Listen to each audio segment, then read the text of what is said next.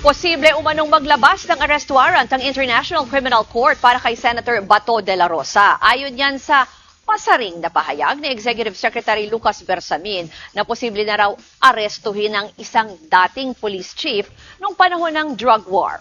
Gusto lang daw i-divert ang atensyon ng publiko. Yan ang tingin ni Senator Bato de la Rosa doon sa pagbuhay sa isyu ng posibleng pagpapaaresto sa kanya ng International Criminal Court. Sa isa kasing panayam kay Executive Secretary Lucas Bersamin, sinabi niyang posibleng maaresto ang isang senador na dating nagsilbing PNP chief noong panahon ng drug war sa panahon ni dating Pangulong Duterte kung maglalabas ng warrant of arrest ang ICC.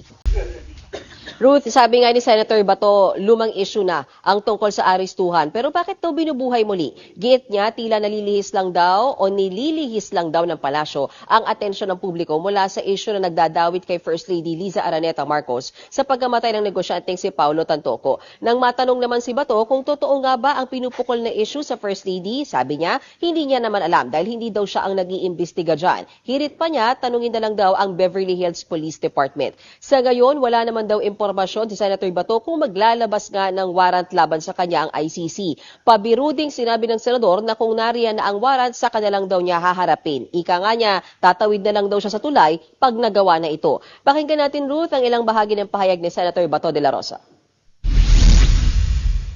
Diyan, gawin nila. Gawin na anong gusto lang gawin. If they want to commit the same mistake again, then go ahead. They can do that.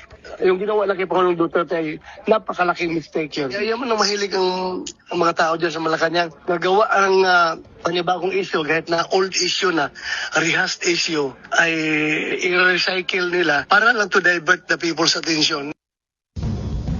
Mga kabayan, sa balitang bumandera sa Frontline Express, posibleng maglabas ng arrest warrant ang International Criminal Court laban kay Senator Bato de la Rosa.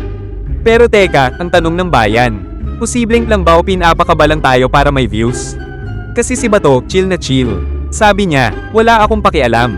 Grabe, bes, astig kong astig. Ganyan talaga kapag feeling untouchable.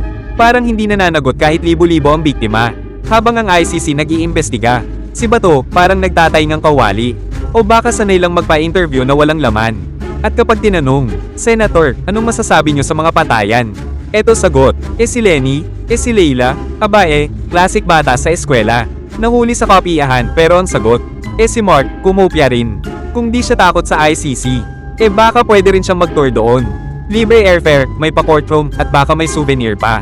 Wanted, Tokhang King of the Decade.